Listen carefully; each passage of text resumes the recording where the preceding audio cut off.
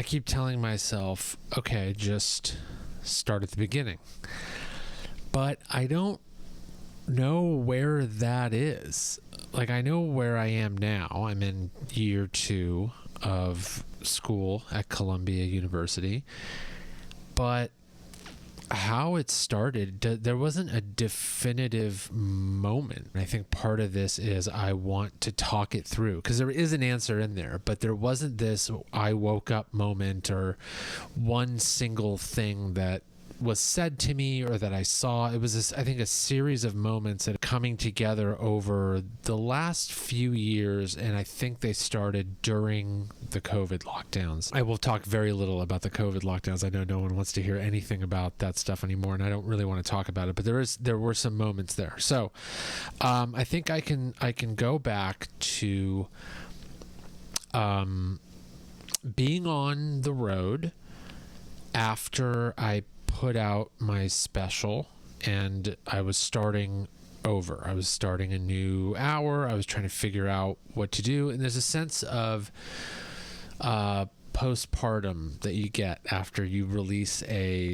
an album or a special or something. And the special was the first I had done. I've put out albums before, but the special took more. There was like a GoFundMe. There was all these new challenges and things. And I was shooting it in New York, which was like really special to me. And there were just all these things going into it. And I just put everything into it. I went on tour after the lockdowns for like a year and a half or something. And I just dumped everything I had into that. And then when it was over, I just felt this like, now what, And the landscape has been changing. And I was like, do I just want to do another hour, put out another special? And, this one didn't go well. It was not well received. I'm happy with what I did, but it just didn't get any reception it just didn't do well.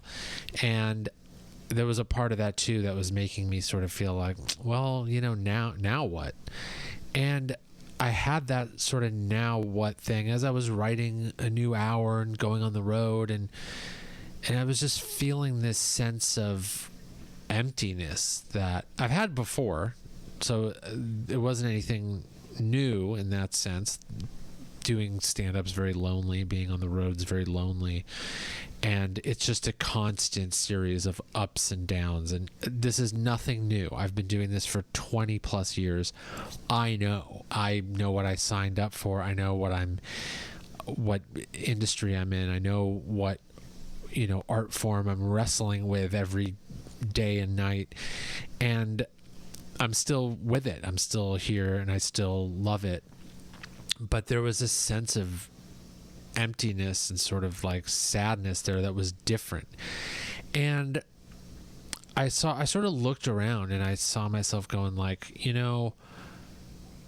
comedy's so different now. It's not, there isn't just the one path anymore. And there are so many different things that you can do and that you have to do to stay on track, I guess, to sort of like to get an audience and all that sort of stuff. And I found myself like some of the sadness I think was coming from the fact that I had to spend so much more time doing the part of it I didn't really care for. I don't want to sit down and edit clips and, do all this social media stuff, which I've been, doing for over 10 years. Like, again, I know it's a part of the game and I do it, but you have to do even more of it. And I found myself like learning editing skills and like learning captioning and all these different things and just like putting out all these like clips and stuff that just felt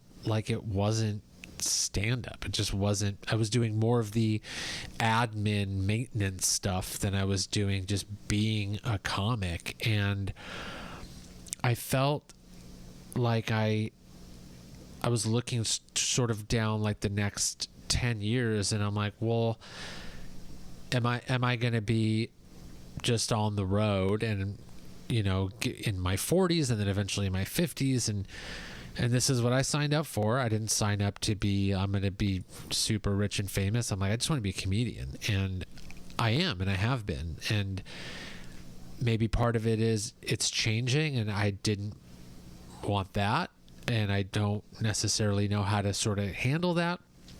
But what I do know is that you have to do more than one thing now in order to be a comic, or to be like a comedic person, whatever you want to call that, like a stand-up or an internet comic, or everyone's sort of, an amalgam of all these things. And that kind of means, you're doing less just straight stand-up, because you're doing all these other things too, podcasts, all that stuff. And I felt a sense of that during the COVID lockdowns, when I was, watching all the money I had saved just sort of burn away. And, I was going to do a special and all this sort of stuff. And I couldn't really do stand-up. And I found myself doing other things. I was like doing like freelance writing stuff to make a little bit of money, and watch that just sort of disappear too. And I was also I started relearning Arabic. I was learning the guitar, like for real, because I had all this time, and all that felt so good. It was like these little mini achievements. I was like learning, and I was getting this satisfaction out of it that really helped me ride that wave of not being able to do my job. And when I came out of that, I sort of obviously kind of put all that aside, and then went back to work, went on tour, got ready for the special, did the special, then went back on the road, and then started feeling that feeling of emptiness and depression. And then I just started then my actual depression disorder started kicking in, and started going like, what would be the best hotel chain to kill myself in, and that kind of stuff. And I was like, well, I don't need that creeping back in. And I need to feel good about things. I need to feel happy with stand-up and all the good and bad that comes with it. And those thoughts were just sort of going on in the background as I was going through the world. And then a friend of mine texted me and goes, hey, I'm graduating college. And we went back to school. And he went to Columbia, and he was graduating, and this was in the spring of 23. And I go, yeah, I wouldn't miss it for the world. And I ended up not doing a gig this one weekend, because he said it was going to be on whatever it was, a Saturday. And I was like, cool, I'll reschedule that Saturday gig. I'll do my Friday one. I'll fly back. I wouldn't miss it for the world. It's one of my best friends. And I go to it, and I'd been to Columbia briefly. Like, I met up with him once for lunch, and I sort of rode my bike through the campus, and it's this beautiful campus, and it's just this like super old Ivy League university, and you just feel like you're on a movie set. And like, like you walk by the School of Journalism, and it says like, this building was donated by Joseph Pulitzer, and you're like, the Pulitzer guy? Like, this is like weird, and you just feel like you're part of, like, you're walking through history, I guess. And it was really inspiring. And it was really inspiring that my friend Mac was graduating from Columbia with a degree in chemistry, which I thought was super impressive, because I don't know even basic math. So he's graduating, and I found myself just kind of soaking in all that was happening around me in a way that felt different. I just thought it was like, oh, it's early in the morning, I'm going to go to this thing, I'm going to be complaining about these uncomfortable seats, and sort of like, when's my friend going to, take his diploma and all that, just the regular way you'd attend a thing, and be like, ugh. But I wasn't. I found myself feeling really moved by all these stories of all these, there were different speakers, and he was graduating through the School of General Studies, which is at Columbia. There's the Columbia College, which is like when you get in, like right out of high school, and then there's all these different schools. There's obviously the law school, there's the School of Professional Studies, and the medical school, and all these different things. And then the School of General Studies is sort of this program for people who have have not gone straight into college, and that could mean you took 1 year off after high school and then went to college, you would be going in through the School of General Studies. It was started in the 50s for like former veterans in order to help them go to school after the war. And then they sort of expanded it, and they were like, well, we're going to do this for anyone who took a break right after high school onward. And it started becoming a program that helped people from veterans, or like ex-cons, and just anyone who has had a difficult or unique upbringing, someone who would benefit from having an education at some elite Ivy League institution that otherwise didn't or couldn't, or any number of reasons wasn't able to go to Columbia, weren't the child of a billionaire or something, So that's how my friend Matt got in.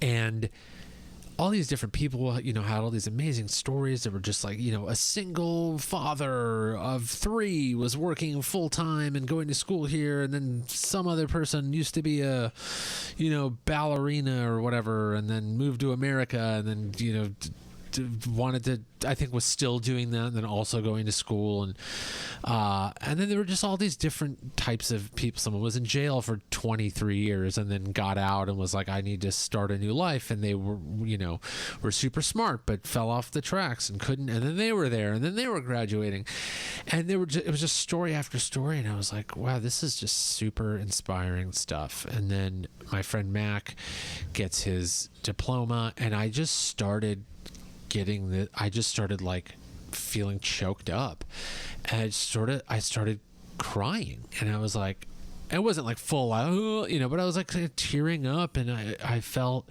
so proud of him, and just so proud of all these people I'd never even met before. And it was just like this really moving moment. And the ceremony ends, and we leave, and I meet up with him, and I've said, dude, I'm so proud of you. I gave him a hug. I love you. This is amazing. You worked so hard. And he was just so happy to be done. And then we all went and ate, and then I kind of forgot about it for, I would probably say, a few days or a week or something. And then for the first time since I think I was probably 20 years old, when I was in community college and on academic probation at it, I was like, I think I want to try to go to get into this, to Columbia through the School of General Studies, knowing what it is. Because before that, I never thought, I want to go back to school or anything. I was already doing my dream. And for some reason, there was something about this that made me think, I want to also achieve what all these people are doing. And I felt that it was possible, because they all had, it was either second chances, or they were like adding on to whatever their existing life was. I thought to myself, I want to try to get in here and take writing classes and history class and whatever else, and just sort of expand my horizons and breathe just new life into my rotting brain. And that's what I felt like my brain has been doing for the last 5, 6, 7 years. Everything has gotten so polarized, and like, I live in the world of comedy, and there's just a lot of just idiocy, and there's a lot of like I don't know, just pseudo intellectual nonsense, and then it just becomes a part of your algorithm, and all you're seeing and hearing is just dumb people being charming and passing that off as smart. And I was feeling like I don't want to hear what any of these comics are saying. I read the news, I read books, I read all these other things, and I try and keep the algorithms sort of like even, I guess, with like my actual like interest, but it doesn't really go that way. And then, all your friends that you talk to, I feel like my world was just getting smaller, and not in the way it used to, where it was like, all my friends are comics, I think about comedy, I do comedy, but it just like the walls started sort of closing in, and everything just felt like so I can't think of like the word. I just felt like I wasn't seeing and hearing the diversity of ideas that I think I used to. I didn't like that. And I thought, if I went to school here, I would be getting just a world of information and education. And then I could also be on the road talking to morons. I could just sort of balance those two things out. And I think that would make me feel good. And I would be learning and experiencing and achieving in a very real way. Because achievement in comedy is very different. It's, there aren't clear lines. There aren't like, if you do this, then this will happen. It's like, if you do this, maybe that'll happen, or maybe this thing won't even exist in 6 months because it was a bad investment on behalf of NBC, and then you can't even get a special there anymore anyway, and just a number of other things. 15 years ago, nobody would have thought like you have to do or be or have a podcast in order to be anything. Everybody was just like, I'm trying to get an HBO special or a Comedy Central or a sitcom. So things are changing. And the sense of like immediate sort of satisfaction, you can get that in comedy, in that you write a joke, you can go on stage and tell it and then get a reaction. And, every time you do a set, you get a reaction. But a larger sense of achievement, I was missing out on that. And I was missing out on a diversity of thought and ideas and experiences. And I wanted to learn in the way I was doing during the lockdown, where I was like learning a language, learning the guitar, like just, and I was learning like Final Cut stuff. And I felt good about that. So I wanted to marry those two things. That was sort of my thinking, I think. At the time, I didn't put that much. This is all me looking back, piecing all this together.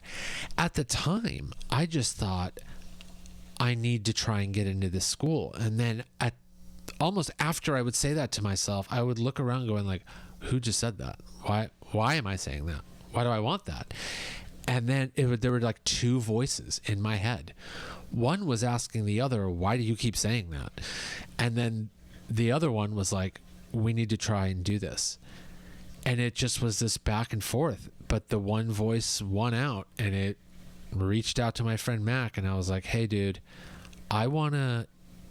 this is going to sound crazy, but I want to apply, and what's the process? And without even skipping a beat, he goes, dude, that would be great. I think this is something that you could actually do. I think the school would accept you.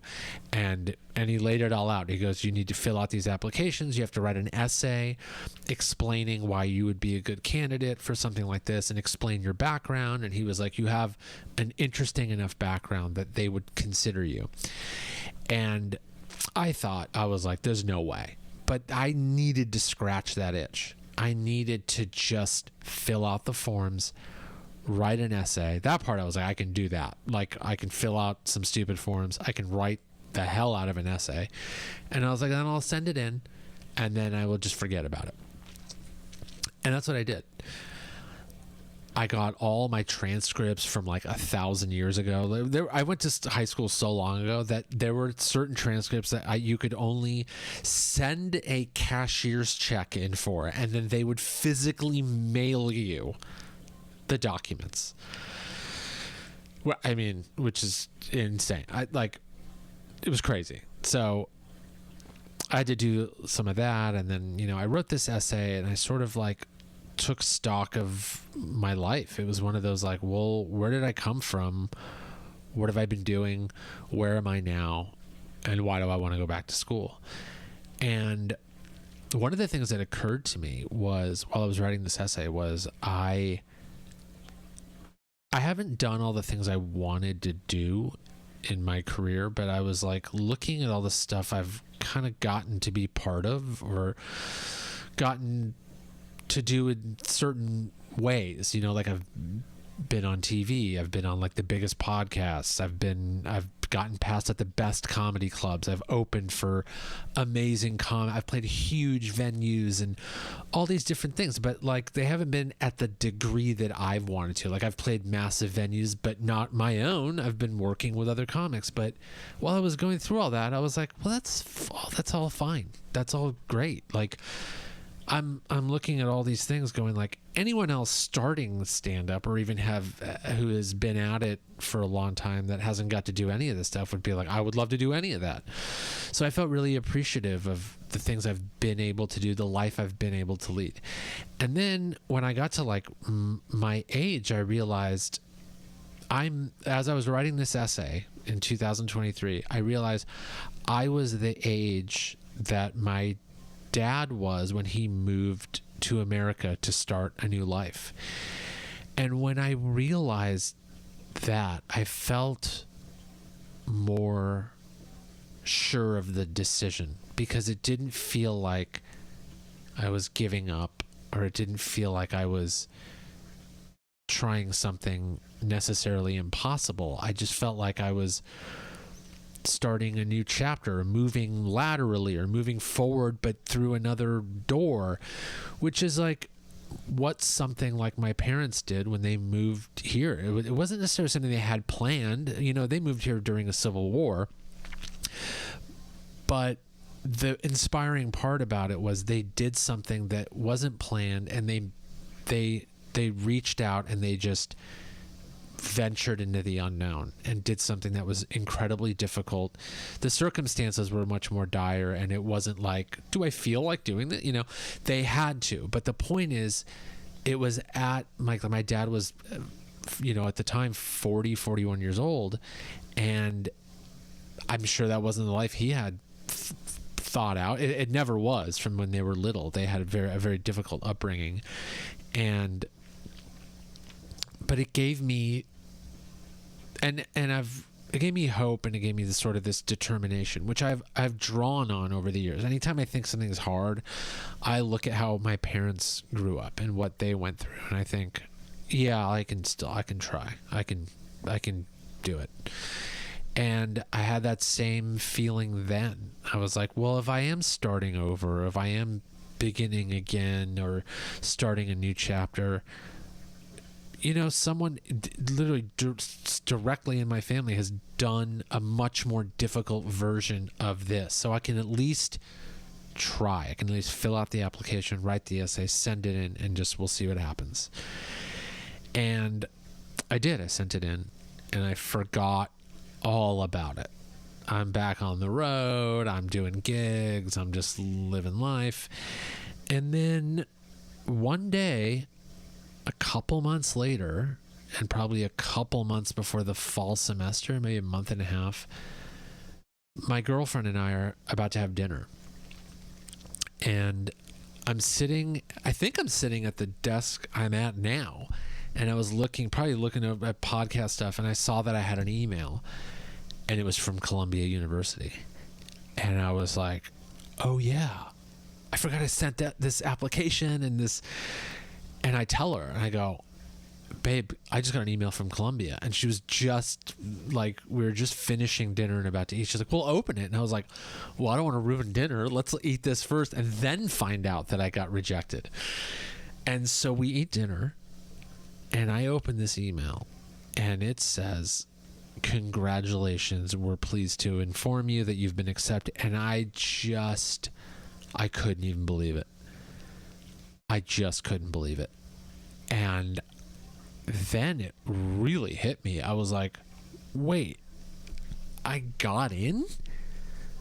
Like, does this mean I have to go now? Like, I honestly didn't think about how I would have to go, because I just was like, I'm going to scratch this itch, and then maybe I'll end up just, you know, taking a pottery class or something, you know, just like getting my like sort of desire to learn something another way. But then they accepted me, and then I'm like, I got to figure out what this means. Like, what does it mean to go here now? Like, what does it cost? How many classes do I have to take? What does a semester look like?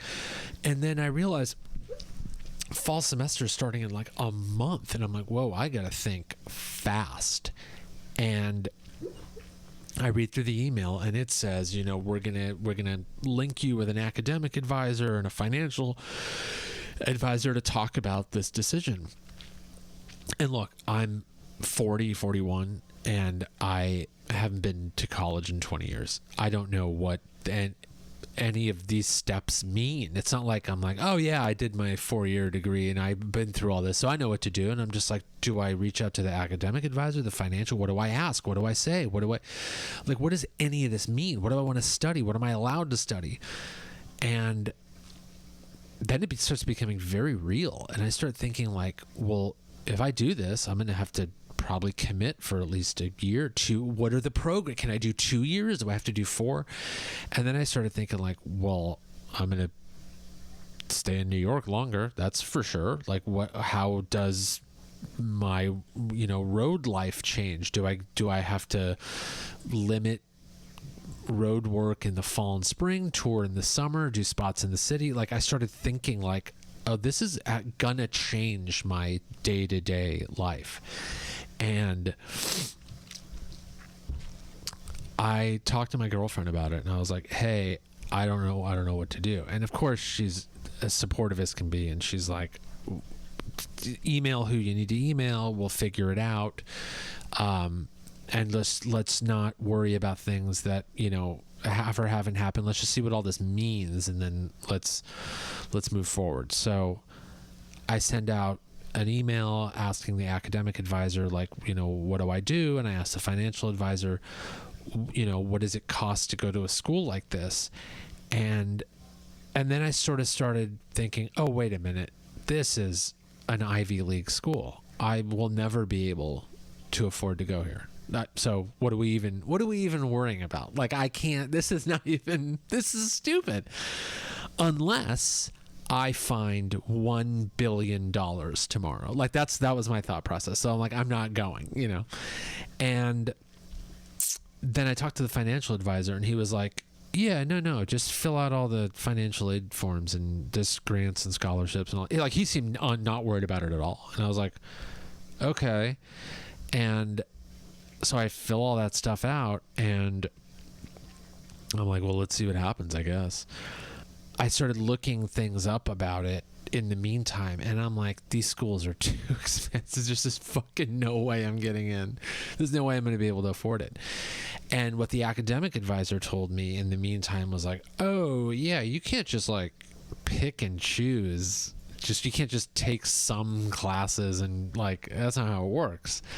That you probably do that at a community college, She was like, no, you're going to be like an undergraduate student at Columbia. You are just like any other student, like the Columbia College kids who got like a 4.9 thousand on their GPA and got in because their parents are senators or whatever the hell. Like those, you're in classes with those people.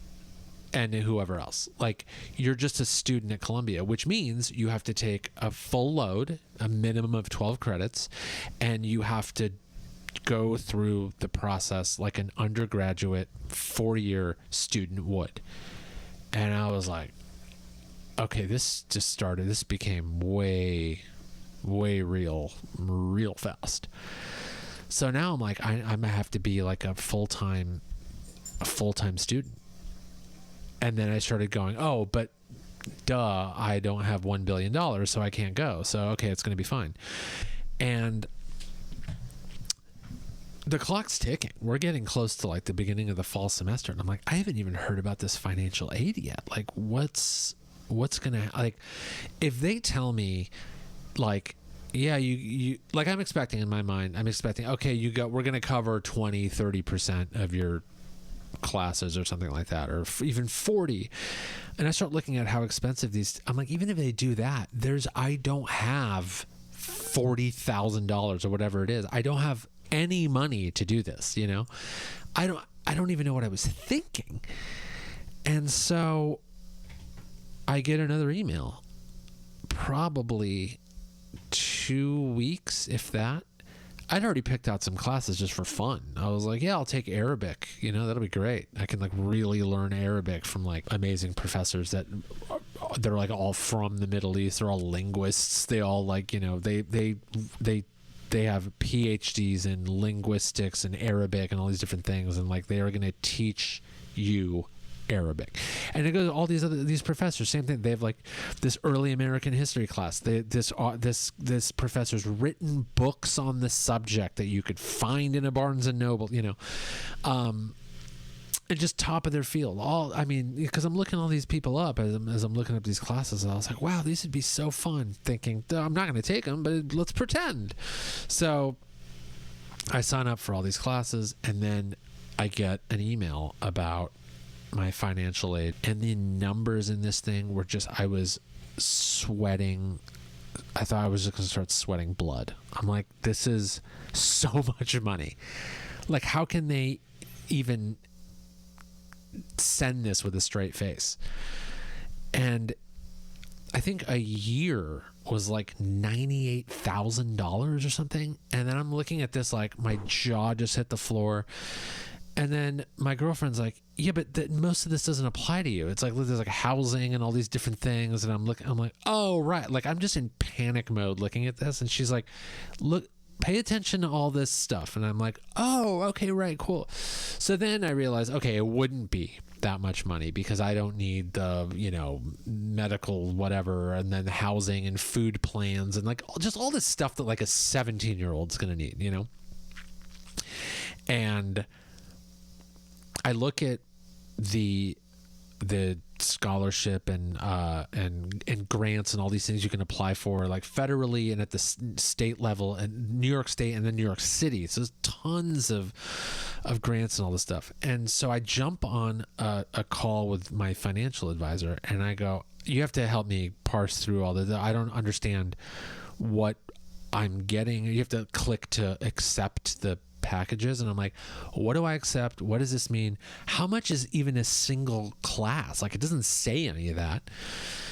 And then he proceeds to tell me it's like multiple thousands of dollars for a unit, like a credit, and each class is minimum 3 credits. So I'm just like 6, 7, 8,000. Like, what? This is okay. Bye. I'm not going here. And I go, I think told him, I go, can I even afford a class? Can I afford to be a full-time student? And he kind of like chuckled, like, right, yeah. I mean, you're only the 1,000th person to ask this in the last week.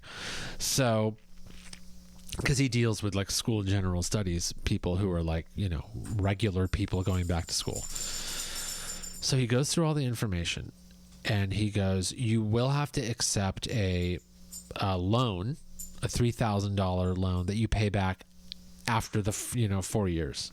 This is for the first year. And I go, oh, okay. And then what? And then he calculates it and goes, you will owe $90. And I'm like, I'm sorry, what? That's it? For fall and spring? Like $30,000 a semester or whatever crazy number. And he was like, yeah. And I'm like, and I don't have to pay any of that back.